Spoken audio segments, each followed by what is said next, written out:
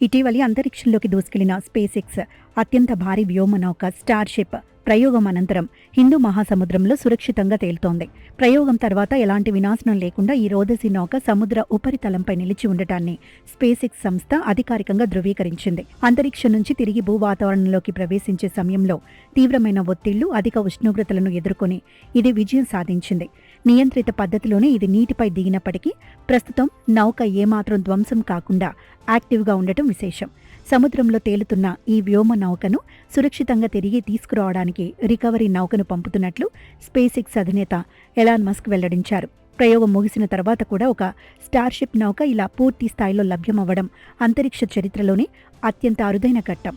Starship నమూనాను విశ్లేషించేందుకు తమ recovery బృందాలు ఇప్పటికే వివిధ కోణాల నుంచి కీలక చిత్రాలను సేకరిస్తున్నాయని సంస్థ ప్రకటించింది.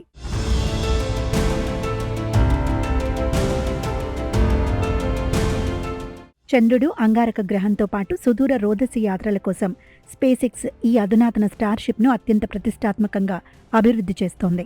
దీని సూపర్ హెవీ బూస్టర్తో కలిపి చూస్తే ఈ భారీ రాకెట్ ఏకంగా 123 మీటర్ల ఎత్తుతో ప్రపంచంలోనే అత్యంత శక్తివంతమైనదిగా నిలిచింది. భవిష్యత్తులో వ్యోమగాములను తిరిగి జాబిల్లిపైకి చేర్చే నాసా ఆర్టెమిస్ కార్యక్రమంలో ఈ వ్యోమనౌక అత్యంత కీలక పాత్ర పోషించనుంది. ఈ ప్రయోగం ద్వారా వ్యోమనౌక నిర్మాణం, హీట్ షీల్డ్, ఆన్బోర్డ్ వ్యవస్థల సామర్థ్యాన్ని శాస్త్రవేత్తలు క్షుణ్ణంగా పరిశీలించనున్నారు. రాకెట్లను పదే పదే పునర్వినియోగించే సాంకేతికతను సాకారం చేయటంలో ఈ ప్రయోగ ఫలితాలు అత్యంత కీలకమైన మైలురాయిగా నిలవనున్నాయి. గతంలో జరిపిన పరీక్షల్లో అనేక నమూనాలు ల్యాండింగ్ సమయంలో లేదా గాల్లోనే పూర్తిగా ధ్వంసమైన సంగతి తెలిసిందే. అయితే ఈసారి హీట్ షీల్డ్, ల్యాండింగ్ ఇంజిన్లు పక్కాగా పనిచేయడంతో నౌక ప్రధాన భాగం సురక్షితంగా నిలిచింది.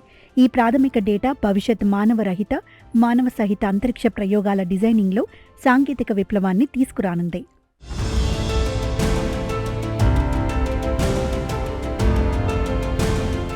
స్పేస్ ఎక్స్ సంస్థ స్టార్షిప్ నమూనాలను రూపొందించినప్పటి నుంచి ఇప్పటి వరకు మొత్తం 13 ఆల్ ఇంటిగ్రేటెడ్ విమాన పరీక్షలను నిర్వహించింది. ఈ సమగ్ర పరీక్షల ప్రయాణంలో స్పేస్ ఎక్స్ బృందం ఏకంగా 8 ప్రయోగాలను విజయవంతంగా పూర్తి చేసి అంతరిక్ష సాంకేతికతలో తన ఆధిపత్యాన్ని చాటుకుంది.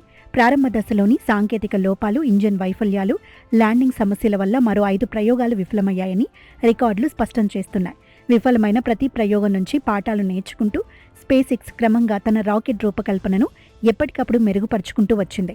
వ్యాపారాత్మక ఉపగ్రహాల ప్రయోగ ఖర్చులను గణనీయంగా తగ్గించడమే ప్రధాన లక్ష్యంగా ఈ స్టార్షిప్ ప్రాజెక్టు కొనసాగుతోంది.